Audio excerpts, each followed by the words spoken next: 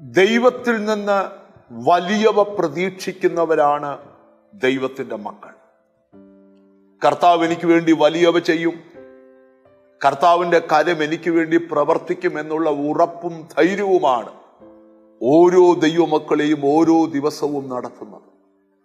ഇന്ന് ദൈവം നിങ്ങളോട് സംസാരിക്കുന്നത് യെശയ്യാ പ്രവാചകന്റെ പുസ്തകം 66-ാം അധ്യായത്തിന്റെ 14-ാമത്തെ വാക്യമാണ്.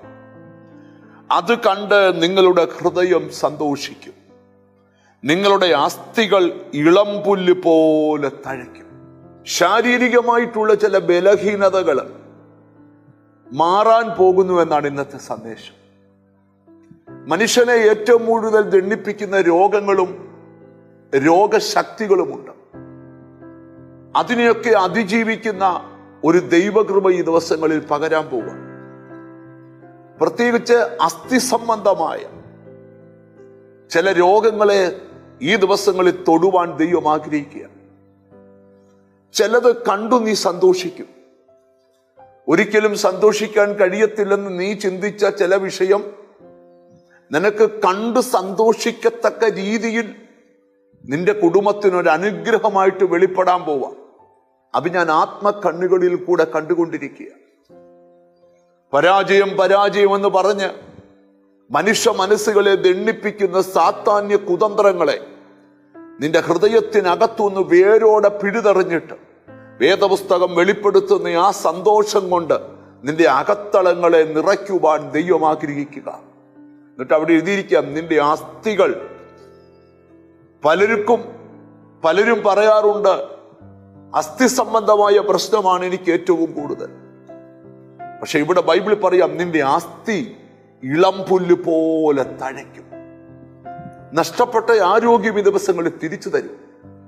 നിന്റെ ചില ബലഹീനതകളെ ദൈവം എടുത്തു മാറ്റാൻ പോകും. എന്നും രോഗിയാണെന്ന് കൂടെ വീട്ടിലുള്ളവരും സ്വന്തം മനസ്സിലും പറഞ്ഞുകൊണ്ടിരിക്കുമ്പോൾ ഇന്നതിനെ തിരിച്ചു പറയണം, അല്ല, എൻ്റെ അസ്ഥികളെ ദൈവം ഇളംപുല്ല് പോലെ തഴപ്പിക്കും. എൻ്റെ ശരീരത്തിൽ രോഗശാന്തിയും ആരോഗ്യവും വരുത്തി എന്നെ കർത്താവ് സൗഖ്യമാക്കും. നമുക്ക് അങ്ങനെ തന്നെ പറഞ്ഞൊന്ന് പ്രാർത്ഥിക്കാം. ഇന്ന് ഏറ്റവും കൂടുതൽ രോഗസൗഖ്യത്തിന് വേണ്ടി ഞാൻ പ്രാർത്ഥിക്കാൻ പോവുകയാണ്. പരിശുദ്ധനായ ഞങ്ങളുടെ ദൈവമേ, സ്വർഗസ്ഥ പിതാവേ, എന്നോട് ചേർന്ന് പ്രാർത്ഥിക്കുന്ന മക്കൾക്ക് വേണ്ടി പ്രാർത്ഥിക്കുന്നു.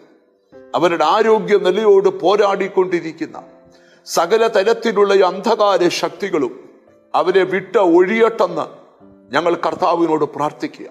അവരുടെ അസ്ഥികളെ ഇളംപുല്ല് പോലെ തഴയ്ക്കണം. സകല രോഗത്തെയും രോഗാത്മാവിനെയും ശാസിച്ച് പ്രാർത്ഥിക്കുക. ഒരത്ഭുത വിടുതൽ നിന്റെ മക്കളുടെ മേൽ വരട്ടെന്ന് പ്രാർത്ഥിക്കുക. ചിലതൊക്കെ കണ്ട് സന്തോഷിക്കാനുള്ള വഴി ഒരുക്കി കൊടുക്കണം. എന്നോട് ചേർന്ന് പ്രാർത്ഥിക്കുന്ന മക്കളെ നിന്റെ നാമം ചൊല്ലി പിതാവിൻ്റെയും പുത്രന്റെയും പരിശുദ്ധാത്മാവിന്റെ നാമത്തിൽ അനുഗ്രഹിച്ച് പ്രാർത്ഥിക്കും. പ്രാർത്ഥന കേട്ടത് കൊണ്ട് നന്ദി. യേശു ക്രിസ്തുവിൻ നാമത്തിൽ തന്നെ ആമേൻ. നിന്റെ അസ്ഥിയിൽ ഒരു വിടുതലുണ്ട്. നീ ചിലത് കണ്ട് സന്തോഷിക്കും. God bless you.